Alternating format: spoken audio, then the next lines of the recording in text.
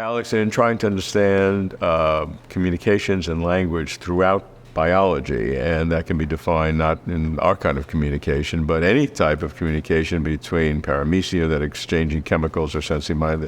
Communications are a kind of a way that individual entities have a sense of their relationships with each other or with the environment, so communications and language. You, as not just a reductionist, but an eliminativist reductionist, have to deal with communications and language and still maintain your eliminativist point of view. So how do you do that?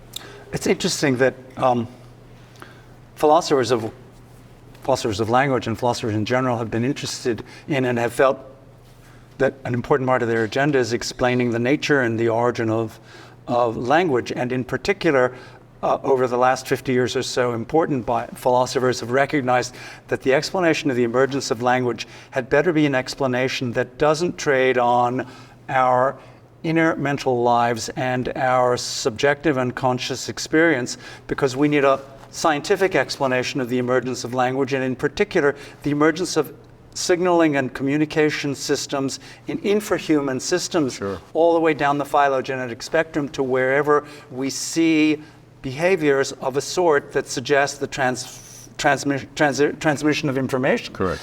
And the question, of course, for reductionists has been whether the concept of information as it is indispensable, for example, in molecular biology, is the concept of information that is characterized in human language and language exchange. And there, of course, if the answer is yes, we have another problem for the reductionist to deal with. On the other hand, some really creative philosophers, starting with David Lewis and Brian Skirms, recognized that Darwinian evolutionary mechanisms provide us with a way of explaining how you can upgrade simple, what you call tropistic behaviors, simple stimulus and response behaviors, into rudimentary and then more complicated information transmission and communication systems, signaling systems. And so now we understand, at least in principle, schematically, how language could have emerged among non-linguistic or from non-linguistic creatures engaged purely in behavioral cooperation, okay, that eventually produces human language, right? And then that human language, that outward human language, that's what colonizes our conscious thinking and eventuates in our thinking in terms of silent sounds in our heads. Yeah.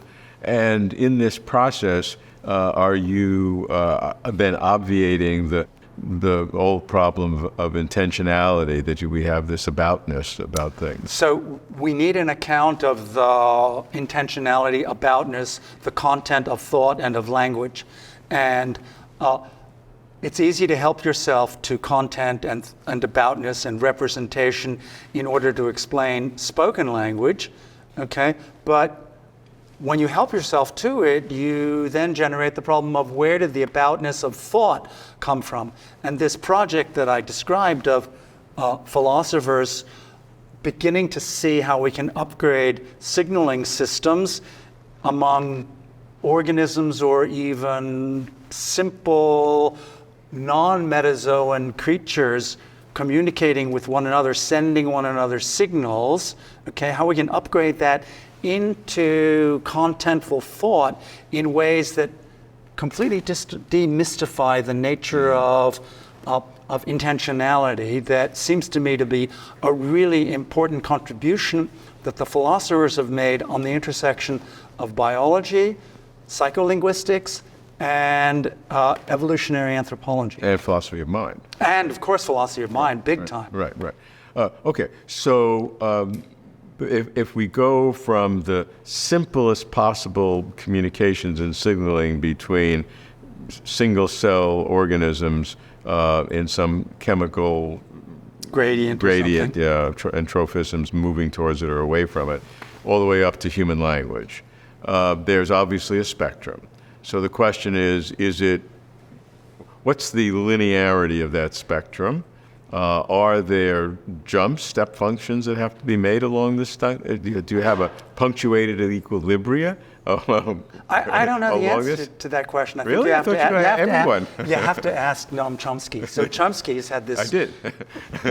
Chomsky's had this theory about the key step in the emergence of human language as recursion, the ability of the brain, the mind, to engage in recursive productions of units of information, okay? And that until you get to a cognitive system that has the powers of recursion, you don't get real language. At most, you get rudimentary signaling systems, which may be adequate for a variety of different kinds of cooperative enterprises among infrahuman creatures. But to get to the creatures like us for whom actually symbol manipulation is going to be essential to get us from the bottom of the African food chain on the savannah 1 million years ago to the top in 500,000 years.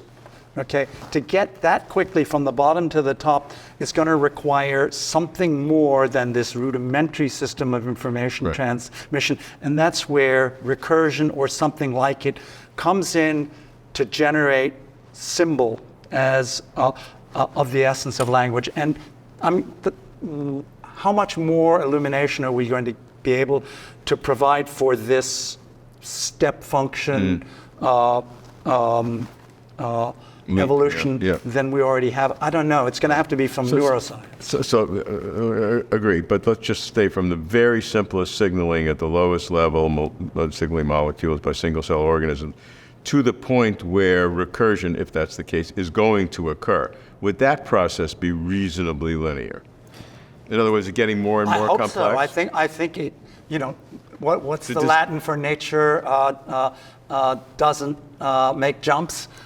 It's I can't remember the Latin, but it's a Latin expression that Darwin used more than once. Okay, so insofar as every process of evolution is a gradual one involving a very large number of very small changes, most of them written in the genome until you get to the construction of niches that inform and shape behaviors.